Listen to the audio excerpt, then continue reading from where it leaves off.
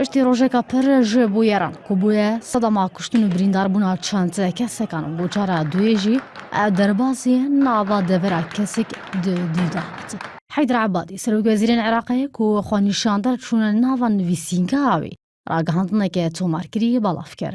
Ewa çavdêr di ragihandina Heyder Ebadî de dibîne.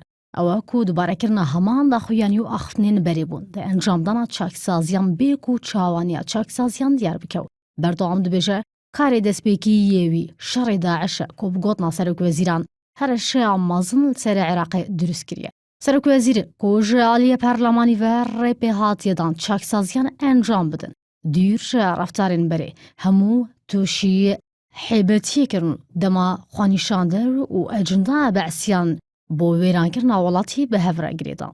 Di demekî de berîniha û di gotarekê de daxwaziyên xwenîşandaran bi rewa binavkirbîn.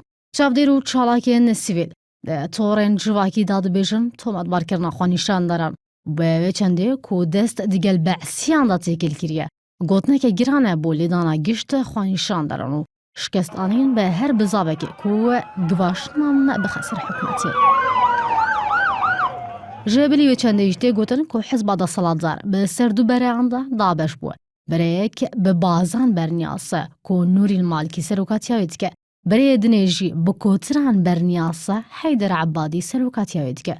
Beşek ji welatiyan dibêjin Ebadî mifa ji heman ewreka Malkî wergirtiye ku tometa beesîbûnê û tîrorê bi ser wan kesan da disipîne ku dijî wî ratwestin.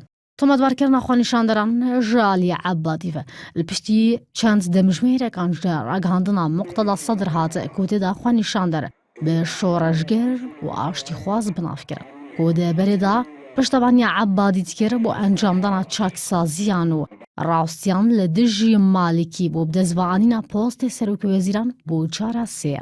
Çavdêrên siyasî wê pirsê dikin ku erê dema wê çendê hatiye Sedr û Ebadî malaveyê ji hev bikin?